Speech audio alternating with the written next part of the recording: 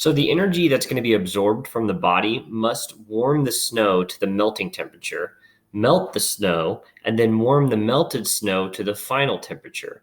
So for part A, the heat we're asked to find, we'll call it Q sub A, is going to Q sub A is going to be equal to the heat needed to warm the snow, so we'll call that WS for warm snow, plus the heat needed to melt the snow, we'll call it Q sub M for melting the snow, plus the heat needed to warm the liquid now, so it would be QW warm L for liquid.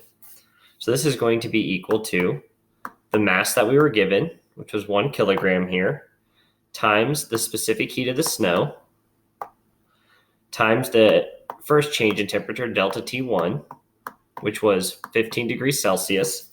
So that's M, that's Q for warming the snow.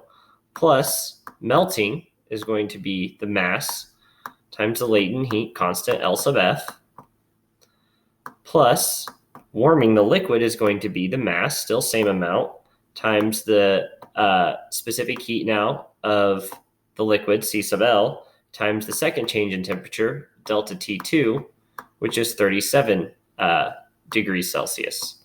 Okay, so plugging all of those values into this expression, we find that this is equal to 5.2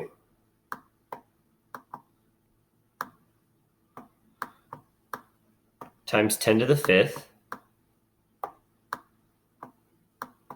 And the units here are joules. So we can box that in as our solution for part A. And we'll get a new tab going here for part B. So the energy absorbed from the body only has to warm the melted snow here for part B to the final temperature. So we'll call this Q sub B is just going to be equal to the Q needed to heat the liquid. We'll just call it H sub L for heating the liquid is equal to the mass times the specific heat constant of the liquid times delta T2. Plugging those values into this expression, we find that this is equal to 1.5 times 10 to the 5th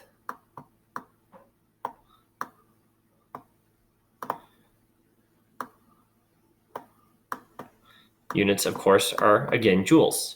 We can box that in as our solution for B.